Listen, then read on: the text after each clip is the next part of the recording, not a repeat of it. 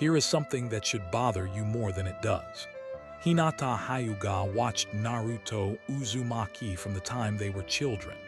She saw him when nobody else would. She drew strength from his stubbornness, built her entire philosophy around his refusal to quit.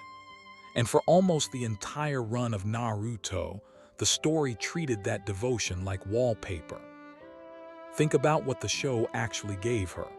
She was the eldest daughter of the Hyuga clan's main house, stripped of her heiress title because she was too gentle. Assigned to Team Kurenai alongside Kiba and Shino. A solid team, decent missions, but narratively, she existed in the margins. Meanwhile, Naruto's feelings for Sakura got real estate. Pages of it, arcs of it. He chased Sakura openly, earnestly for years, knowing she only wanted Sasuke. The show treated that hopeless crush with emotional seriousness. It got dialogue, it got callbacks, it got weight. And Hinata, she got moments. Beautiful, isolated moments that never connected into a real arc. The Chunin Exams, episode 46. Neji is dismantling her, telling her she is too weak to be a shinobi. She is ready to forfeit. And then Naruto shouts from the stands. She stands back up. She fights. She loses badly, but she does not quit. It is one of the most quietly heroic things anyone does in the original series. And what follows it? Nothing. The story moves on. Naruto never really reflects on what it meant that she stood up for herself because he believed in her. That is the pattern. Hinata shows up, does something meaningful, and then vanishes from the narrative for dozens of episodes. She trained with Neji to develop her own original technique, the gentle step twin lion fists, shaping her chakra into lion heads around her fists. That is a real achievement for a character the clan wrote off, but the story barely pauses to acknowledge it. And then comes Pain, Shippuden episode 166, the single greatest scene Hinata ever gets. Pain has Naruto pinned down, black receivers driven through his body. The village is rubble, nobody is coming, and Hinata steps in. She knows she cannot win, she says so herself. And she confesses right there on the battlefield. She tells Naruto she loves him, that she was always willing to die for him. Then she activates her twin lion fists and charges Pain. It is breathtaking. It is rated 9.4 on IMDb. It is the 16th highest rated episode of the entire series. Naruto sees her get hurt. He snaps.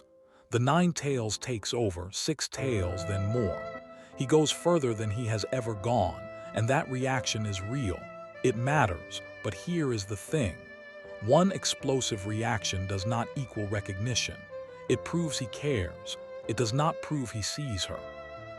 And after Pain, the story moves on again. Naruto never brings up the confession. The 4th Shinobi World War happens.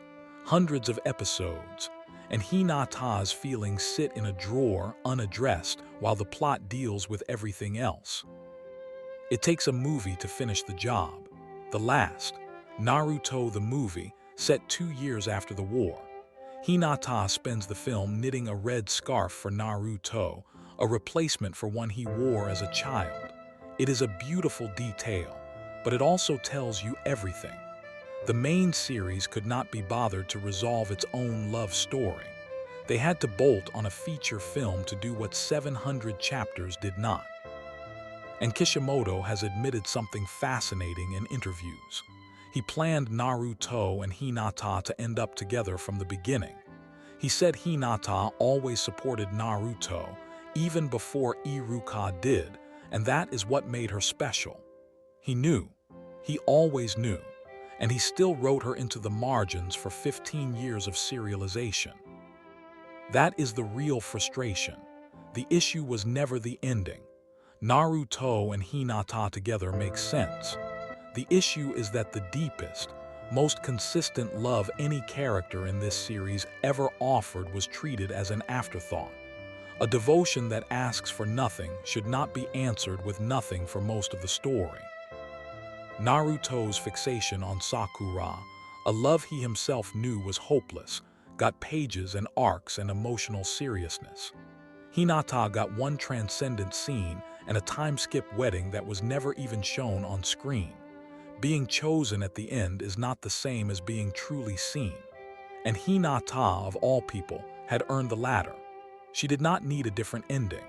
She needed an arc worthy of the loyalty she carried for 16 years.